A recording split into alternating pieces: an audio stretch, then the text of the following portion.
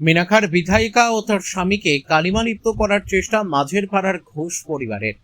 সম্প্রতি রাজ্যে পালাবদল হলেও মিনাখা বিধানসভার বিধায়িকা পরিবর্তন হয়নি। গত 3বারের বিধায়িকা উষারানী মণ্ডল, তিনি এবারেও বিধায়িকা হিসেবে নির্বাচিত হয়েছেন। এই 4বারের তৃণমূলের বিধায়িকা উষারানী মণ্ডল ও তার স্বামী মৃত্যুঞ্জয় মণ্ডলের বিরুদ্ধে জমি দখলের মিথ্যা অভিযোগ তুলে কালিমালিপ্ত করার চেষ্টা করছেন মিনাখার আটপুকুর অঞ্চলের মাঝের পাড়া এলাকার ঘোষ পরিবারের কিছু সদস্যরা।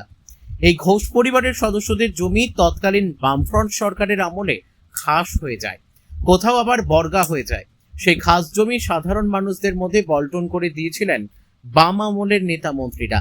সেই থেকে আজও পর্যন্ত এই ঘোষ পরিবারের কয়েকশো বিঘা জমি হাতছাড়া হয়ে রয়েছে। বাম সরকারের পতনের পরে এই সমস্ত জমি ঘোষ পরিবারের সদস্যদের ফিরিয়ে দেওয়ার জন্য তৃণমূল সরকার ও তৃণমূলের বিধায়িকা উষারানী মণ্ডল ও তার স্বামী মৃত্যুঞ্জয় মণ্ডল বিভিন্ন চেষ্টা করেন, কিন্তু বামফ্রন্ট আমলে তৈরি হওয়া আইনের কাছে তারা বারবার হেরে যায়। সম্প্রতি ঘোষ পরিবারের সদস্যরা তারা দাবি করেছেন যে তৃণমূলের নেতারা ও এই বিধায়িকা ও তার স্বামী তাদের জমি দখল করে রেখেছে। এটা যে কার্যত একেবারেই মিথ্যে কথা সেটা জানা যায় ঘোষ পরিবারের সদস্যদের সঙ্গে কথা বলে। ঘোষ পরিবারের অমিয় ঘোষ নামে এক ব্যক্তি বলেন। বসিরহাট থেকে প্রদীপ সরকারের রিপোর্ট, বিগ নিউজ বাংলা। এটা 1977 থেকে অ্যাকচুয়ালি দখল আরম্ভ হয়েছে। তখন ক্ষমতায় কারা ছিল? এম ছিল, এম সিপিএম। আচ্ছা, ওরা কিভাবে দখল করলো? মানে কোনো ব্যাপার নেই, ওই লাল পতাকা লাগিয়ে দিয়ে আর ওটা আমাদের দখলে এরকম করতে গ্র্যাজুয়ালি কি যখন ওরা শেষ দখলটা করেছিল তখনও আমাদের 5-10 বিঘে করে প্রত্যেকে ছিল পার হেড।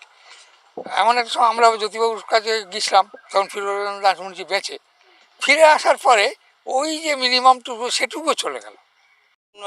আটপুকুরের ঘোষ পরিবার যারা আমার বিরুদ্ধে এবং এমএলএর বিরুদ্ধে, আমাদের দুজনের বিরুদ্ধে যে অভিযোগ তুলছে সেই অভিযোগ সম্পূর্ণ ভিত্তিহীন। আমি বা এমএলএ বা আমাদের কোনো আত্মীয় ওই এলাকার বা মিনাখা বিধানসভার কোনো অবৈধ জমি বা কোনো এস্টেট ল্যান্ড বা কোনো কিছুই যদি আমরা সূচক্র পরিমাণ দখল করে থাকি, তাহলে জনগণ যে সাজা দেবে, সরকার যে সাজা দেবে বা প্রশাসন যে সাজা দেবে, আমি সে সাজা মেনে নিতে রাজি আছি। আসলে এই জমির ইতিহাস, ওরা যে অভিযোগটা তুলছে, ওরা 4-5 ভাই প্রথমত ওদের বাসস্থান ছিল কিন্তু উড়িষ্যা থেকে এসে যখন জমিদারি প্রথা উচ্ছেদ হয়ে যায়, তখন এই জমিদারদের কাছ থেকে ওরা 500 বিঘা মতো জমি, প্রায় আনুমানিক 500 বিঘা মতো জমি ওরা খরিদ করে